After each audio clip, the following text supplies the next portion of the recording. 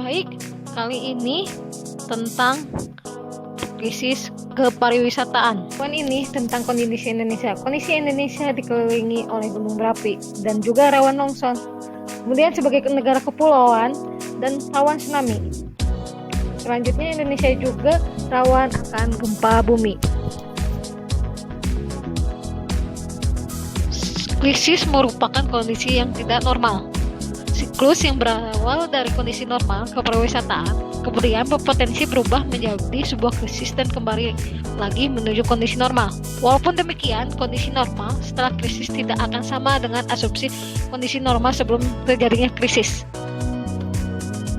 Berdasarkan World Tourist Organization, krisis kepariwisataan dibagi dalam 5. Salah satunya krisis lingkungan. Sebagai contoh adalah pemanasan iklim global, kemudian deforestasi hutan, dan degradasi kualitas lingkungan lainnya. Contoh lainnya yaitu krisis sosial politik.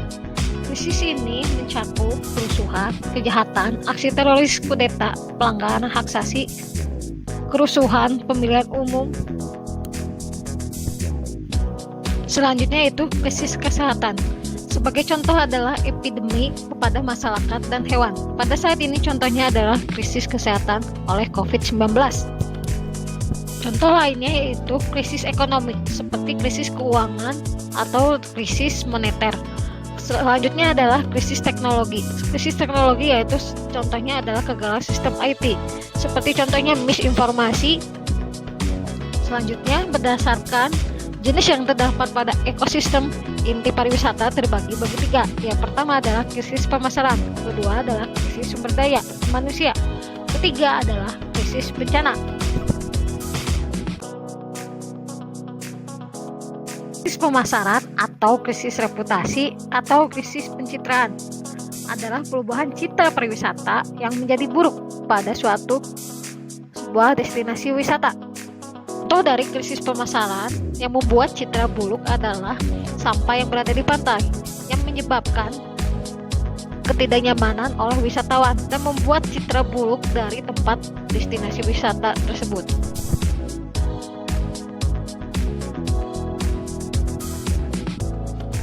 Krisis sumber daya manusia, di mana krisis ini merupakan krisis wisatawan mengalami kerugian baik secara material maupun psikis seperti perkosaan, pencurian, perampokan, dan lain sebagainya di lokasi destinasi wisata. Contoh dari krisis sumber daya manusia yaitu pemerkosaan di destinasi wisata yang menyebabkan kerugian material dan psikis bagi wisatawan. Jika tidak cepat ditangani, maka akan membuat krisis pemasaran yang artinya membuat citra buruk di destinasi wisata tersebut. Krisis selanjutnya yaitu krisis bencana, termasuk bencana alam berupa gempa bumi, gunung meletus, tsunami, bencana ekologi lainnya seperti pencemaran laut oleh sampah atau tumpah minyak, hingga kerusuhan atau perang di suatu wilayah.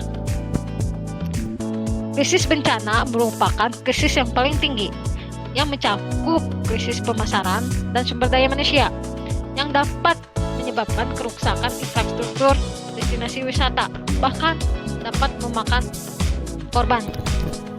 Siklus pengelolaan krisis kepariwisataan, di mana ini adalah tata cara bagaimana kita memanajemen krisis kepariwisataan. Terdapat 4 komponen. Yang pertama adalah pemahaman mitigasi, kedua adalah kesiapsiagaan destinasi. Tahapan selanjutnya yaitu keandalan tanggap darurat. Kemudian terakhir adalah pemulihan destinasi atraksi. Pada saat ini, sektor pariwisata merupakan sektor yang paling terkena dampak akibat krisis pandemi COVID-19. Adapun tahap-tahap manajemen pengelolaan krisis COVID-19 untuk sektor pariwisata diantaranya: pertama, membuat tahap tanggap darurat untuk mengelola mitigasi krisis COVID-19. Kedua adalah tahap pemulihan. Tahap pemulihan ini bertujuan untuk mengembalikan kepercayaan masyarakat pasca terjadinya COVID-19. Selanjutnya adalah tahap ketiga yaitu tahap normalisasi. Terima kasih atas perhatiannya.